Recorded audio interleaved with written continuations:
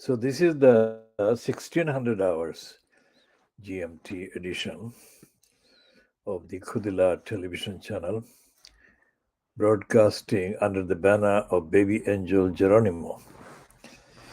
Baby Angel Geronimo is the world's most authentic witness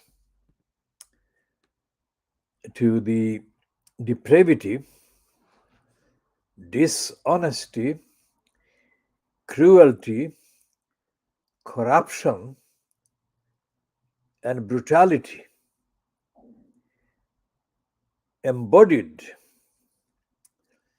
by so many of the UK state decision makers and perpetrated by them. There is no other witness as authentic, as consistent, as transparent, as pure, as absolutely ethical and moral that can be compared with the witness Baby Angel Geronimo. Baby Angel Geronimo is a member of the Camelid group of families. Angel Geronimo, born in New Zealand, where the human who raised him is called Leonie Walker. And Leonie Walker told the Times newspaper London in 2021 that she regretted letting Baby Angel Geronimo leave her and go to England. In England, the human carer and mum who invited Baby Angel Geronimo to come to England is Helen MacDonald in Gloucestershire. And the battle that Baby Angel Geronimo has been fighting against the criminals, evilness, the depravity constituting the so-called Tra and the wider cabal fronted by Boris Johnson and others is unprecedented. So the ethical, spiritual, and justice implications of the battle that Baby Angel Geronimo personifies and represents are far wider than has been given any recognition to by any of the so-called mainstream newspapers, media outlets in the UK. Baby Angel Geronimo has been described by Leonie Walker as being quite kind of, how did she describe him? I'm not looking at the Times newspaper now, but I mean, it could be compared, the Baby Angel Geronimo could be compared in human language terms as a joyous mischief maker. He's funny and he's absolutely adorable.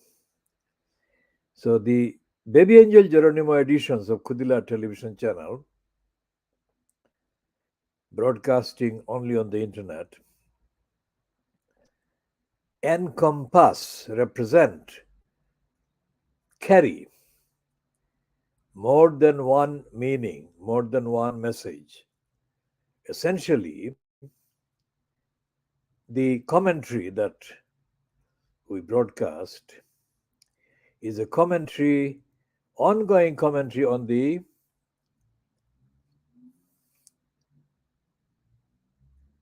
degeneration of the United Kingdom as a society, the fragmentation of the so-called civilized values, etc. Baby Angel Geronimo represents all the uncounted and uncountable victims of the DEFRA criminals committing mass murders and massacres for no reason at all. And the fact that Baby Angel Geronimo is absolutely the most up to date witness to the degeneration, the depravity, and the corruption and criminality, evilness being perpetrated by the UK state agencies and its post holders is remarkably captured in the fact that all this last week, the main political turmoil about the various criminality plotted by Matthew Hancock and others in the Boris Johnson cabal, who allowed thousands of people to be killed by neglect and negligence. That is the sheer, unprecedented relevance and unique position occupied by the Baby Angel Geronimo. The three judges in the High Court who played the role of stooge, each one, for the DEFRA morons and criminals, not only exposed their own servility and immorality and cruelty, but they also showed that the oft vaulted and oft promoted, oft boasted about British judiciary was not in existence at all. Three of these judges sat separately, apparently to hear appeals and the case for Baby Angel Geronimo, who was merely asking the criminals at DEFRA to do the right thing, to behave rationally, to behave reasonably, behave honestly, behave scientifically, behave transparently. And all three of these judges completely failed. They didn't understand any of the concepts, and they showed nothing but contempt to the duties to do the right thing in their positions as so-called judges. So the Baby Angel Geronimo is also highlighting the corruption, the collapse of what remained of the pretense called the British English judiciary. And here is the point that I have been making. Just for the evidence, just for the records, in Pakistan currently, the embattled former Prime Minister Imran Khan, when he addressed various rallies of his supporters, because he was ousted from office by a combination of corruption, plots, and conspiracies, Imran Khan cited, I'm sure he didn't cite the British case with any malicious or dishonest intent. He just was looking for an excuse, a source, an example to show that what the Pakistani criminals had done in Pakistan against democracy, etc., was not the correct thing to do. So he said that the way that Boris Johnson came into office in the UK was not like Imran Khan was ousted from office in Pakistan, because Imran Khan compared his ouster as being done because in Pakistan there was no rule of law, he said, this phrase, rule of law. Whereas in Britain, said Imran Khan, there was rule of law. Now, I've been battling to find evidence of rule of law in the UK. I've been doing it for decades, for far longer than Imran Khan has done any study. And I can confirm rule of law in the UK. And experience of Baby Angel Geronimo just completes that conclusion, that investigation.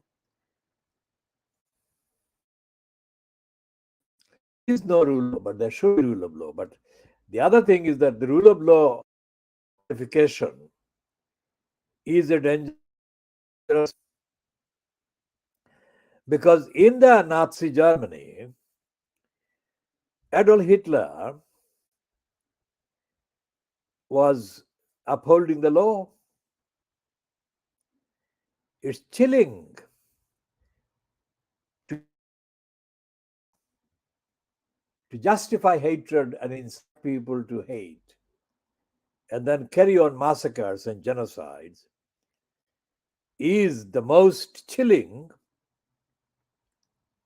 wrong, chillingly wrong reference or citation or invocation of the phrase rule of law. So there has to be the qualification before any reference is made to rule of law anywhere. And the qualification has the law has to be moral, ethical, compassionate, and the rule of law eventually has to protect the vulnerable, protect the innocent, and to protect the just and the unjustly violated. All accounts, Baby Angel Geronimo is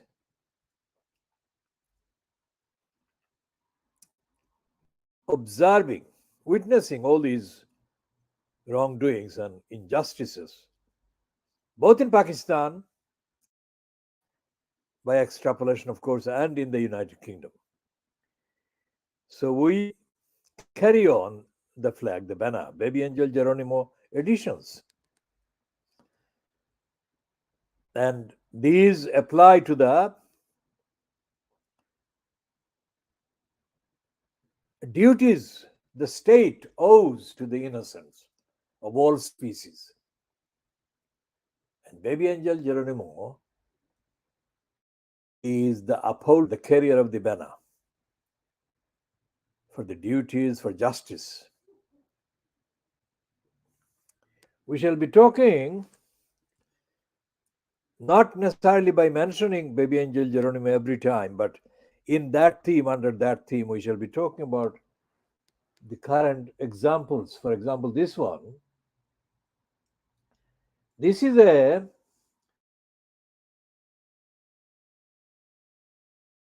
of March 2023. And this is headed Field wouldn't see the. Now remember what I have been saying from the beginning of these broadcasts, started in 2020. But in print, before the broadcasting norms came into force during the COVID lockdown, I have been saying about the United Kingdom's National Health Service. As we have seen in the last, let's say, 6 weeks, whenever grievances and demands for pay rise and better conditions, etc., made by nurses, whenever these are made, there is an automatic that reflects support in the public domain for nurses. It is understandable that should be supported if they are providing care and compassion.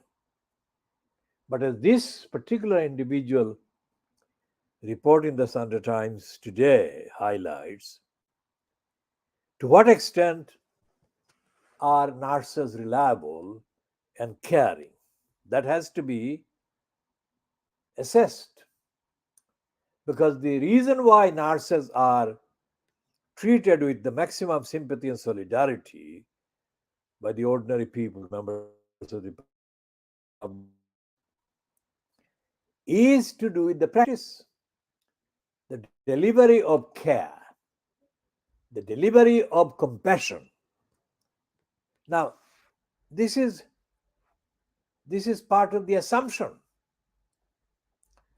that nurses do deliver these things. But 8 decades of the NHS means that this has to be examined.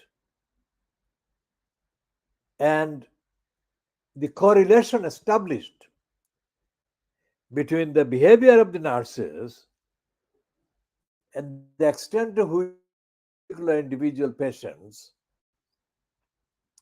are denied the essential care and life support. Now, this one, of course, is exceptional because most of the coverage about nurses made a moment ago are sympathetic, reflects sympathy. But the truth is that the nurses are allowed to do as they please. Now, any person, any patient with any experience of, say, a week or longer staying in hospital and being in contact with nurses will know that the practice, the behavior of nurses in the hospitals in the NHS is not only not delivering care and compassion in many cases, but in fact, the behavior is actually causing, inflicting cruelty to patients. And the fact that it is going on, and it has been going on for so long as it has been, is because there is no audit, there is no monitoring of the most objective common sense view of the situation would be that because they have such power and control over people's lives, every act of a nurse should be given the highest possible degree of monitoring and observation. Because any mistake they make can make a difference of life and death. And I can say that I have observed the NHS. I have observed the NHS for decades. In the last 2 calendar years, when I have been caused by physical condition of an injury that I experienced without any fault on my part. And if what I have witnessed is any guide, then I think that my assumption over the decades previous to that nurses and doctors and others in the health industry must be brought under urgent, regular, daily, continuous monitoring. Because it's not a theoretical situation. Every contact with nurses and the patients is related to a person's living and dying, really, eventually. So, this article, Nightmare Corridor in an NHS hospital, there is a picture of this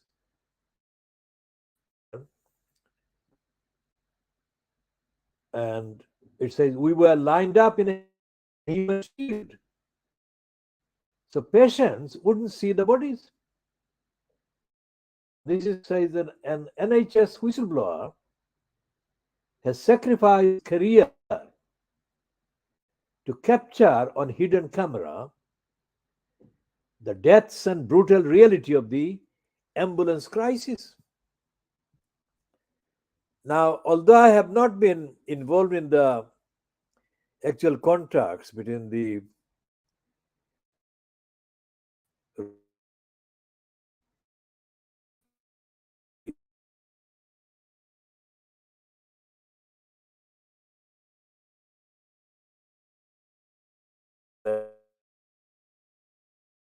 Begum, 11 years in 1994, that I automatically, obviously, immediately organized and started after being requested by Nasima's father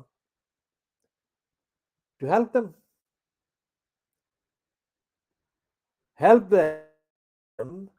because they had just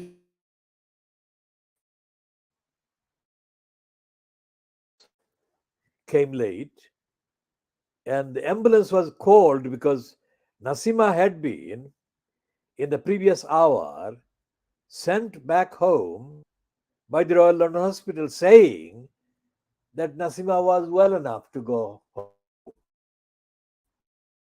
Turned out to be the completely Russian. So when Nasima's father, who knew me from the campaigns that I have been doing in the community, and he had known me from those campaigns, when he saw me in the street, somewhere between Commercial Road and Fieldgate Street or Whitechapel Road, in a street I was walking towards Commercial Road, and Nasima's father saw me and he stopped me and he briefly said, or he wanted to know whether I had heard about his daughter. And I had only read about Nasima in that day's newspaper, the evening. And I said I had, but I didn't know who this child was. That is to say, I didn't know about her family, whatever. So when he told me that it was Nasima was his daughter, I immediately agreed to go to their house in a council flat in the Christian Street, and I began the campaign. I began the campaign about the ambulance service, and I began the campaign about the Royal London Hospital. The family gave me was enough to convince me that Sima was neglected at the hospital and the ambulance service. So this reference to the ambulance I'll read that line again. An NHS whistleblower has sacrificed his career to capture on hidden camera the deaths and brutal reality of the ambulance crisis. Now, that was 30 years ago, 29 years ago, let's say, 1994. And the health secretary at the time in the conservative government, fronted by John Major, was Virginia Bottomley. Obviously, they never acknowledge why they make a decision when they make shuffles. But my campaign, I would say, was powerful enough at the time in 94 about the ambulance service and the Royal London Hospital over Nasima's death that John Major shifted Virginia Bottomley from her post as the health secretary. Let's check what some news items said about the Nasima Begum campaign.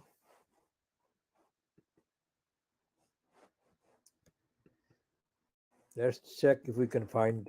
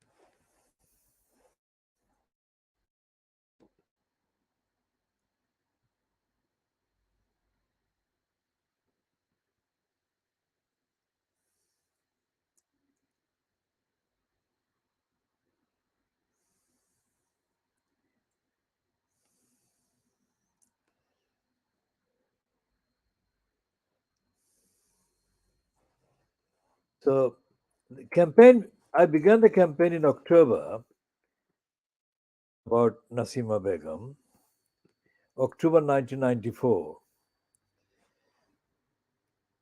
And this went on until the middle of 1995. Now, this is a piece, one of the items in the Evening Standard dated the 21st of June, 1995.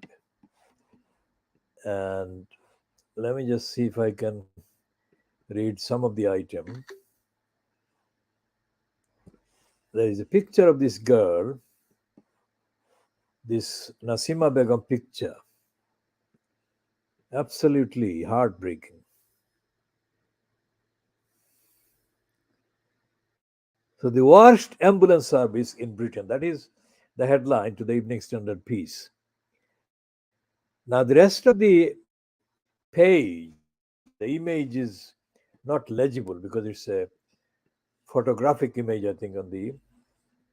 But I shall later find some legible items that can be read out to coincide with this exclusive, apparently exclusive investigation by the Sunday Times. So let's say, so this is the one that I've read already, the worst ambulance service in Britain. That is the London Ambulance Service. And again, this is the picture of this is the one on 11 October 1994. That was the initial coverage of Nasima's situation after she was killed while ambulance service didn't arrive to take her back to the Royal London Hospital, which had wrongly sent her home. Now, Nasima's home is not very far from the Royal London Hospital, where Whitechapel. The hospital is Whitechapel, and Nasima's home is in Christian Street. So it's not too long. It won't take. I mean, the ambulance wouldn't take. I wouldn't say more than 4 minutes. To take her from Christian Street to Whitechapel. But the ambulance take awful long time, and she couldn't survive the delay because she waited 53 minutes in agony for the ambulance.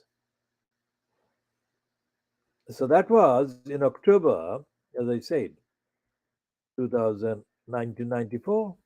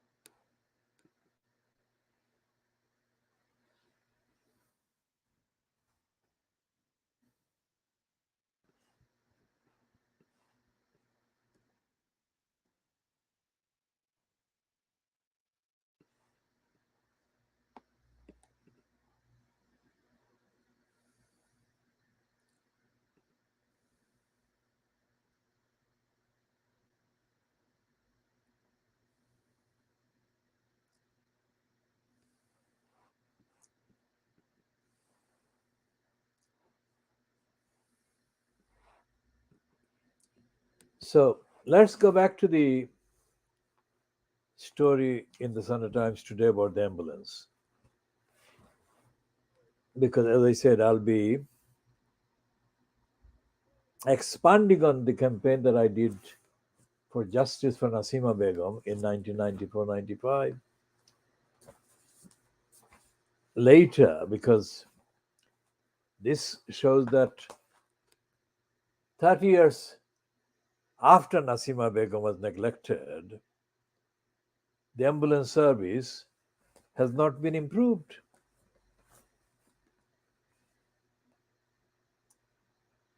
Now, the health editor of the Sunday Times writes, so since he was a little boy, Daniel Waterhouse had wanted to work for the ambulance service, inspired by Saturday nights sitting with a mug of hot chocolate, watching Casualty at his grandparents' home. But it was watching yet another patient die needlessly in the back of his ambulance that was the trigger for him to turn whistleblower. That decision would end his career with the NHS, aged just 30. The patient, a man in his 50s, had called 999 complaining of chest pain, a classic sign of a heart attack. An ambulance should have arrived in under 18 minutes. It took an hour. When he arrived, Waterhouse tried to resuscitate the man, whose wife was with him and highly distressed. About 10 minutes after we arrived, we were loading him into the ambulance. He had a cardiac arrest, said Waterhouse. They got a pulse back, but the patient had a second cardiac arrest and died. They were only about 10 minutes from the hospital. Waterhouse from Finchley, North London, said his decision to go undercover for a Channel 4 dispatches program to be broadcast on Thursday was not easy. Nor is it easy viewing, recording the brutal reality of Britain's ambulance service crisis during the health service's worst winter on record.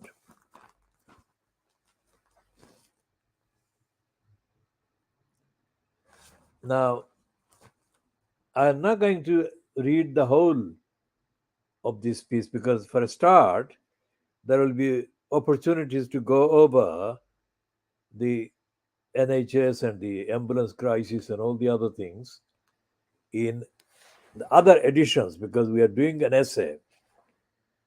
So, combining the essay and addressing both the NHS crisis, the ambulance crisis, and so on, and also the Stratford School campaign that I organized in 1992. Now, that, as you can see, the time 92 and 94, 2 years apart. The Stratford School campaign I did in 1992, and the campaign for Nasima Begum I did in 1992, sorry, 94 and 95, because Nasima died in October 1994. And I had to do the campaign focusing on the role of the ambulance service itself, various aspects of the architecture, and the process that they had in place in 1994 about responding and talking to the patients, etc., etc. And also, I had to address the behavior of the entirety of the Royal London Hospital. And of course, I was addressing John Major, the Prime Minister, and the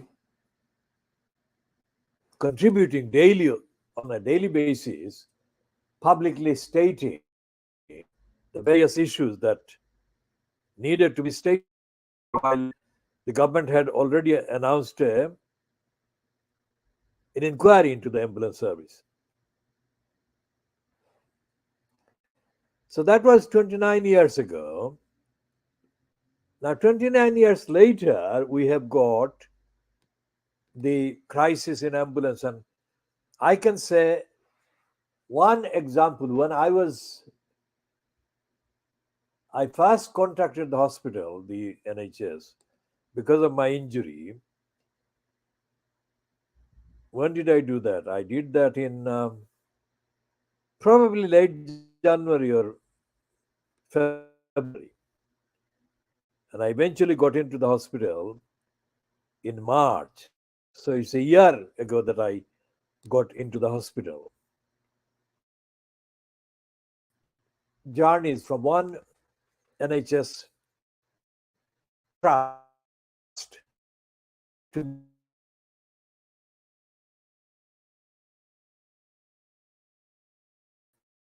now. The stupidity of the whole thing is absolutely staggering.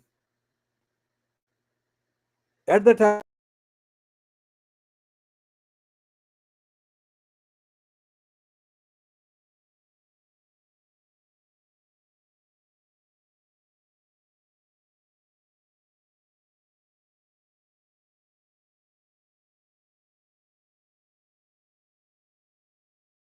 let's say, who had seen my injury, claimed that she had contacted the particular specialists in the destination hospital where they were waiting for me.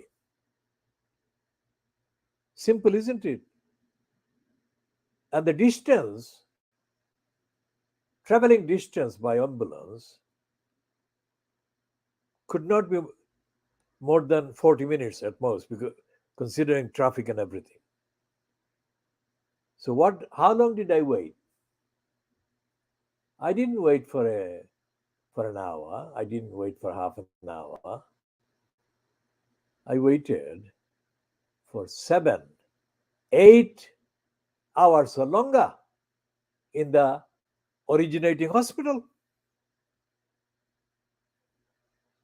Now, while I was waiting, I could see many ambulances being parked near the originating hospital. They were not moving, they were not being used. So, why was that happening? And another ambulance that I saw at the front of the originating hospital, parked there at the front, and there was a driver standing next to the ambulance that was parked. I said, would he give me a lift or would he drive me to the destination hospital? He said no. And he would not tell me why. So, whatever they say about the immorality of the secret societies in this country, because they say that anything done in secret is bad and wrong and whatever. The National Health Service is being done or undone, if you like, openly. There is no explanation. But the dysfunction is being carried out openly. You don't need to have an undercover whistleblower and all those dramatic kind of things. The NHS is being done for, is being destroyed not because of lack of money and resource, but because of the overall dysfunction, irrationality, lack of care in the attitude of the people making the decisions. That is what is happening. That is what is happening, and that is the real sickness. When my mother was ill 23 years ago, my mother was ill and she was in the Royal London Hospital in Whitechapel. Where do I begin? I had to see my mother. I saw her almost every day. I went to see her almost every day. But I could not get any questions answered by any of the nurses as to how to approach my mother and how they were dealing with, if there was any emergency or anything.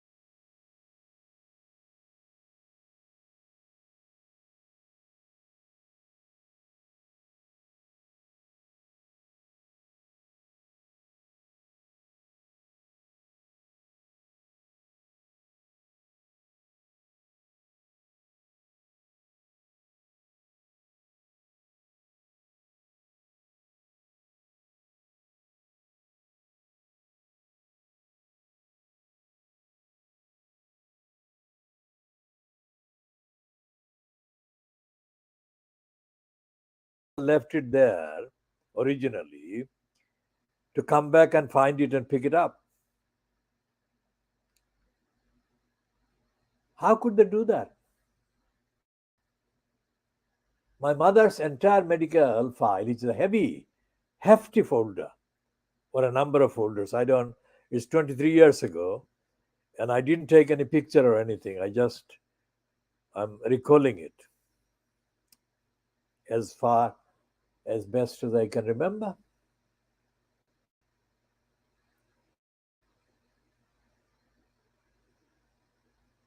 Another time I went to, as an outpatient, I went to check my kind of health because of a particular incident that I had been involved in. I just wanted to make sure that I had not sustained any serious internal injuries. And the consultant that spoke to me wanted me to explain to him why I needed the evidence. How the fuck?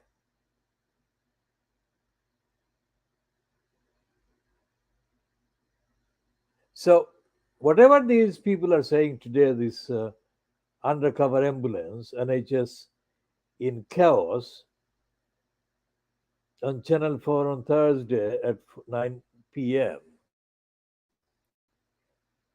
is not going to be any more shocking or dramatic than the evidence that I already have about my very short and contacts. As for having a GP, that is another story, and I'll cover the grotesque behavior of GPs right across East London as part of the essay, later parts of the essay, not in this edition. So, where is the evidence that politically the people who are going to kind of take charge after the allegedly conservative routed at the next election in the United Kingdom? What are they doing?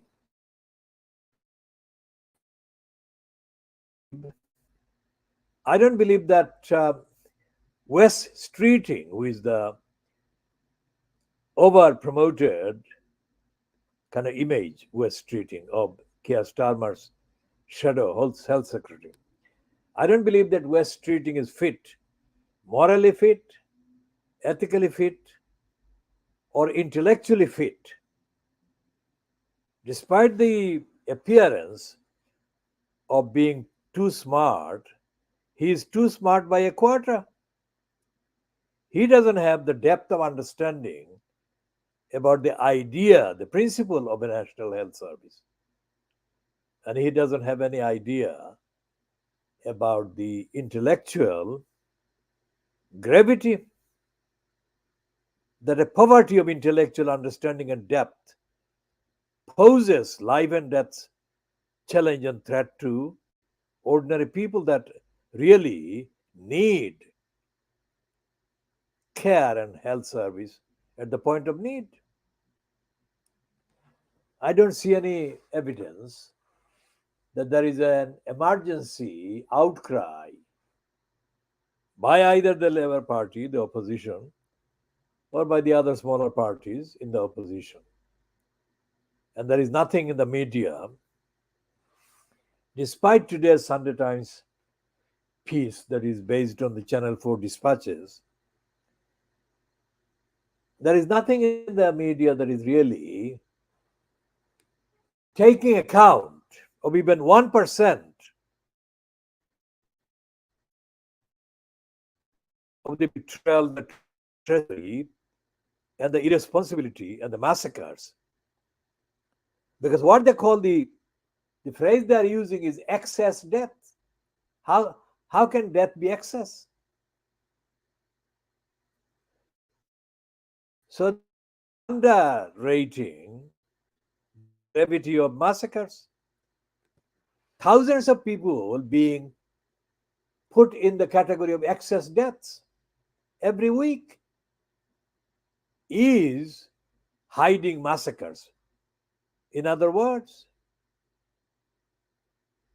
so if the NHS was established to save lives, the NHS itself is being killed by liars and lying. And there is a shocking lack of management and discipline, and lack of care and accountability, and lack of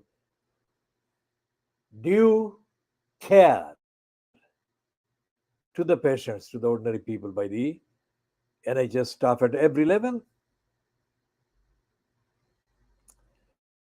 We shall be covering the whole NHS much more extensively than the Channel 4 dispatches can ever do. Now, here is another Sunday Times today on page 8. There's a headline, shoplift.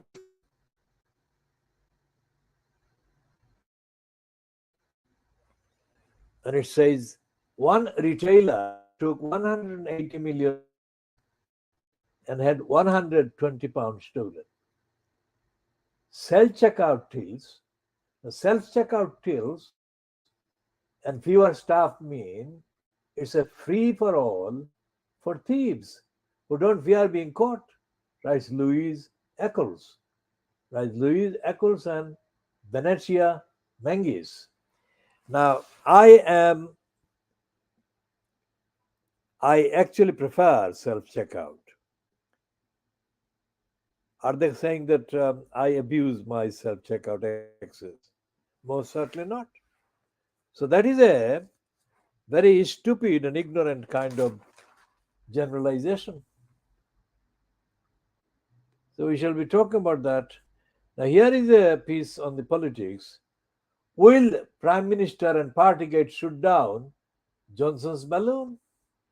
The Brexit deal, Sue Gray, and the Commons inquiry have put the former leader back into the spotlight to his successor's dismay.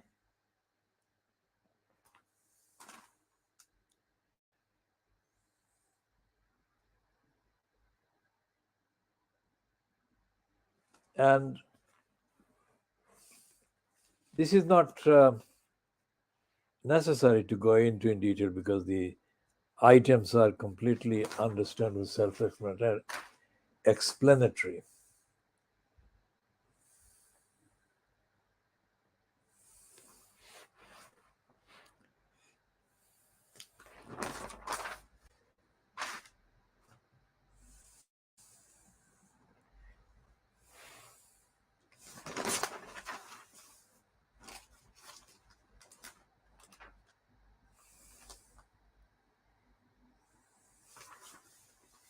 What is happening in the general state of the United Kingdom is that there is no accountability, there is no morality, there is no ethics, and there is no accountability whatsoever.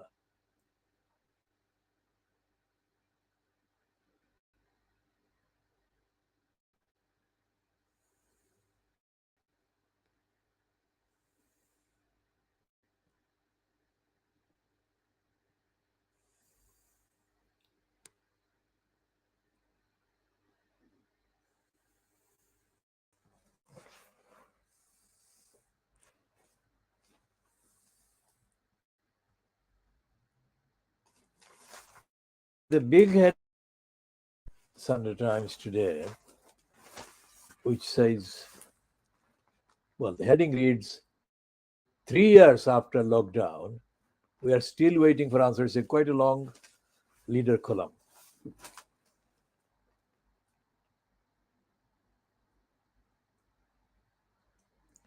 The World Health Organization gave Beijing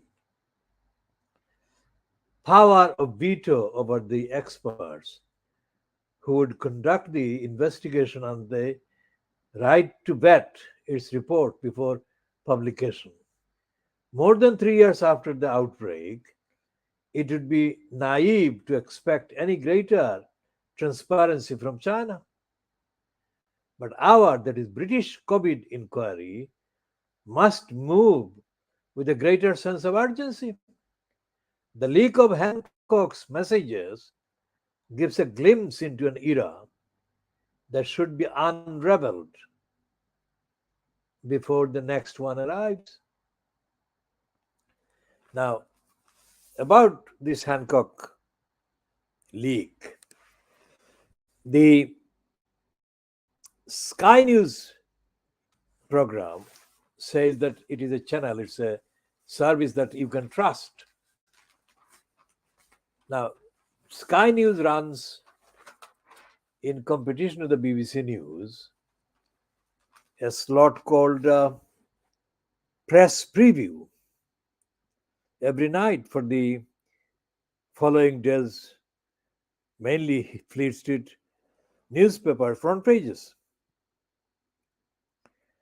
And one of the currently regular participants is a woman whose mother is Swedish, called Christina Patterson. Now she is one of the publicly platformed commentators in Britain today, female ones, who has conceit, contempt writ all over her face. The worst of this species is, of course, Julia Unspeakable Screwer. Julia Screwer and Christina Patterson are among probably about 10 white women that get regular platforms on the media, one or the other. And they are spectacularly conceited, corrupt, and disrespectful. So this Christina Patterson was on the Sky News reviewing the papers or previewing the papers of Sunday, that is today. And she she was asked to comment on the WhatsApp revelations by Isabel Oakeshott. And she used the phrase about Isabel Oakeshott, dishonorable, or the word dishonorable. Now, as I have said before in previous editions, I am not a fan of any of those people who appear on the programs. And I most certainly am not a fan of Isabel Oakeshott. But for Christina Patterson to denounce Oakeshott as dishonorable is completely an act, a foul, evil act itself. Because as I've explained before, not in this edition but previous editions, whatever Isabel Oakeshott's motive for publishing, because it's she who has published the bundle or the archives that Hancock gave her. It isn't the Daily Telegraph that is publishing, it's actually Isabel Oakeshott that is publishing. So, whatever Isabel Oakeshott's motive for letting the Telegraph have access to these WhatsApp exchanges, communications, I think in the history of the NHS, this is the first time. This is the first time that any such depth and intensity of reality, of thought, traveling between the day's health secretary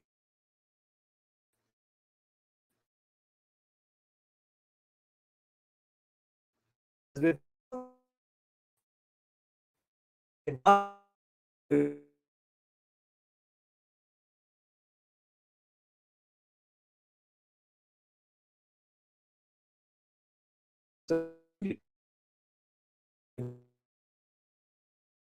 Isabel Oakes didn't even know what she was doing, but she has done a very spectacularly historic service to understanding the NHS, what is going wrong with the NHS.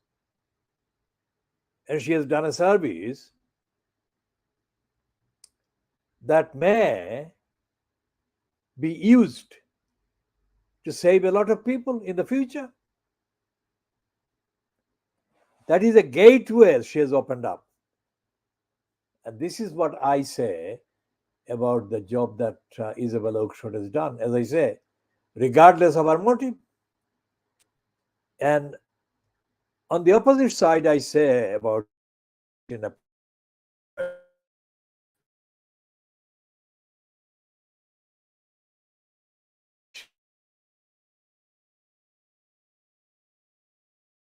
corrupt, conceited, contemptible than Isabel Oakeshott has been reportedly found to have been, because Isabel Oakeshott has been, of course, by wide kind of agreement by her rivals. She has lied this, that, and the other.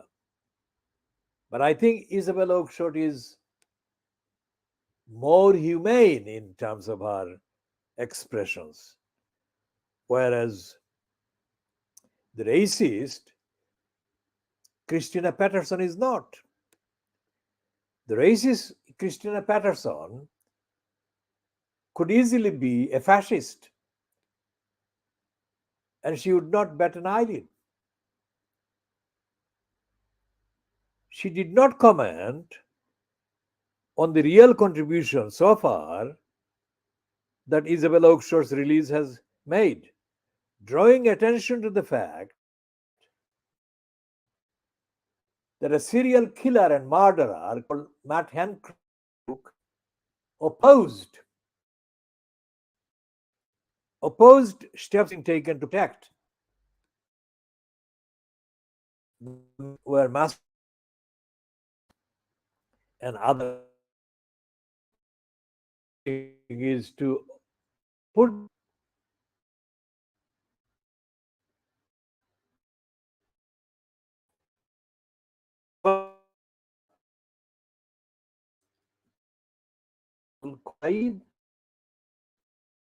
he utter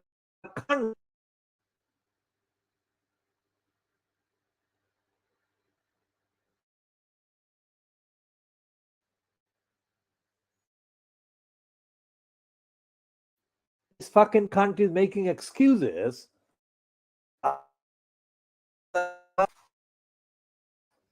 This edition to an end at 1 hour 3 minutes, and we shall continue on all these issues in due course. Remember, all these issues include Shamima Begum, and we are not starting about Shamima Begum's latest.